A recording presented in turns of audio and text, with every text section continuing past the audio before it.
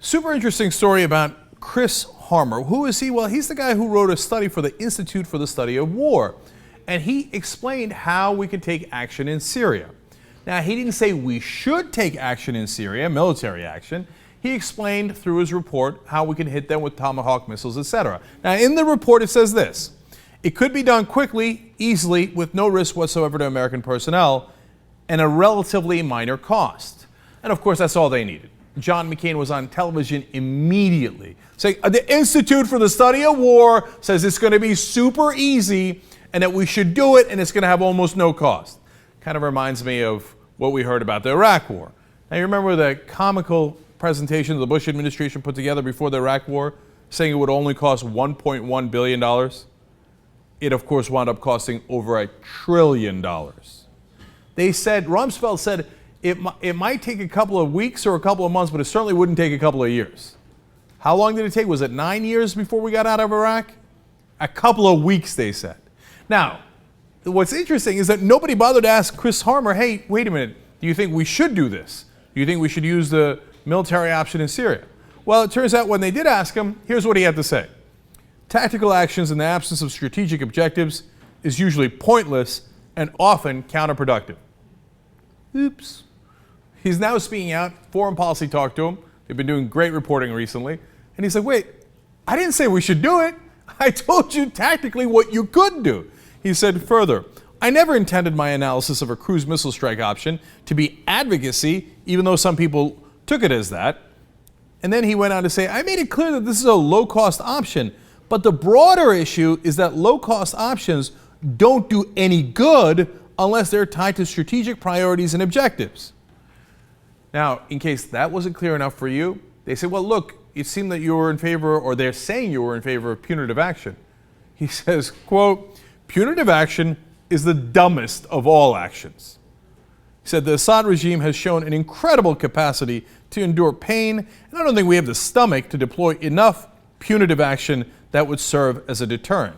Now, he's very right about that, because President Obama is signaling in a classic Obama move right now, saying, well, no, don't misunderstand me or misunderestimate me like Bush. He's saying, look, I'm only going to do this for a limited period of time. So Assad, as soon as I'm done, you can go back to doing whatever you want. And then we would have huge meetings and discussions, et cetera, if we were going to take further action. So it's almost in an effort to prove Chris Harmer right, where he says, if you announce to them, it's really limited, I promise I won't do a continued effort. I don't have any strategic objectives. Basically my objective is just do a slap on the wrist for you. It's not going to do you any good. Now look, I'm not sure I agree with that, which is kind of ironic, because I think that if you did a massive bombing strike on points of actual pain for the Syrian military, anytime they use chemical weapons, it might be an interesting deterrent. But if you're going to do that, that would also have to be a strategic decision where you say, anytime you use chemical weapons, I'm going to lay the hammer down on you. Now, of course, President Obama is very reluctant to make broad statements. He loves splitting the baby. And here he's splitting the baby again. I'm not quite doing an aerial bombardment. I'm not exactly going to make it a goal of ours to take down the Assad regime or to punish them every time they use chemical weapons. Just in this one instance, we're going to go in and send some Tomahawk missiles, hope it does some good, and get the hell out of there.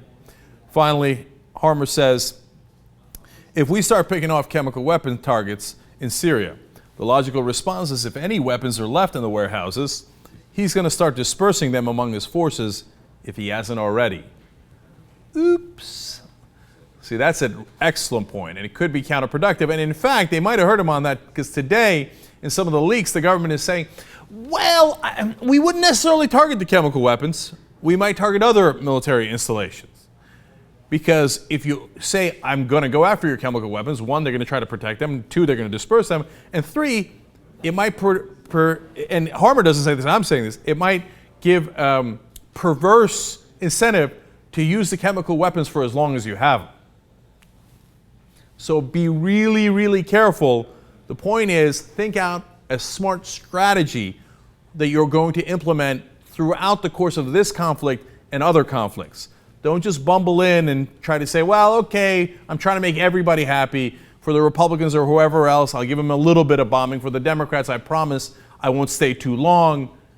Take action based on what makes sense, not on your political inclination, which is to always be in the middle of the road.